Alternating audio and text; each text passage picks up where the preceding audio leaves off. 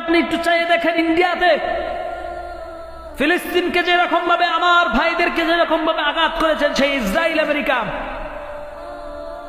আজ তুমি মুসলমান, বাঙালি মুসলমান যে দেশের সাথে বন্ধুত্ব সাব্যস্ত করছো, যে দেশকে তুমি বন্ধুরূপে গ্রহণ করছো, আজকে সে দেশে দেখো, আমি আগামীকালকেও দেখলাম একটা ভিডিওতে দেখলাম একটা বোনকে বোরকা টান দিয়ে ছিঁড়ে, সেই ভারতে, এই ভারত প্রতিবেশী রাষ্ট্র ভারত ইসরায়েলের মতো তারা ব্যবহার করছে, ফিলিস্তিনের উপর যেরকম আঘাত করছে,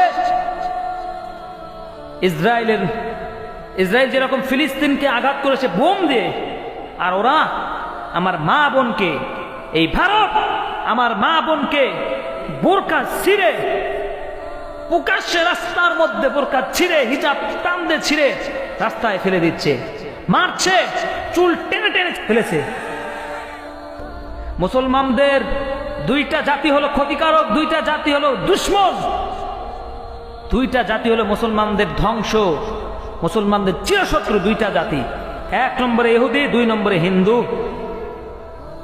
দুই নম্বরে হিন্দু। আর আজকে যারা আমাদের হিন্দু ভাইরা আছেন, আপনারা কেন একটা প্রতিবাদ করতে পারেন না? আপনারা একটা প্রতিবাদ করতে পারেন না যে মুসলমানরা এই বাংলাদেশের 96% মুসলমান, 4% হিন্দু, খ্রিস্টান, বৌদ্ধ, একটা হিন্দুকেও তো আজকে এই বাংলাদেশে একটা মুসলমান গায়ে হাত তুলল না ওপরে, একটা হিন্দু মেয়েকে তো একটা মুসলমান হেনস্থা করলো না কেন?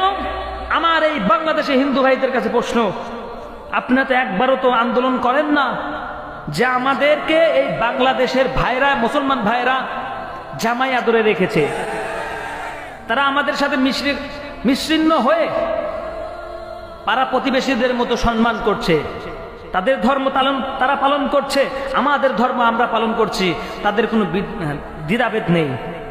তারা তো আমাদের ধর্মেতে এসে, পূজায় এসে আঘাত করে না, অযথা পূজায় এসে দেখাশোনা করে যায়। কিন্তু মুসলমান আপনি কাদের জন্য দরদ দেখাচ্ছেন? তারা তো আজ পর্যন্ত ভারতকে কোনোদিন একটা মিছিল, একটা সমাবেশ নিয়ে ডাক দিল না যে ভারত তুমি যে মুসলমানের উপর আঘাত করছো, তারা সংখ্যা কম হলে তুমি তাদের উপর আঘাত করছো, তোমরা আমাদের দিকে তাকাও, দেখো বাংলাদেশের মুসলমান আমাদের কত ভালোবাসছে। কেন একটা হিন্দু তো বললো না? 5জন লোক দাঁড়িয়ে থেকে একটা সাংবাদিকের সামনে বলুক যে আমাদের তো তারা ক্ষতি করছে না, আমাদের তো ভালোবাসছে।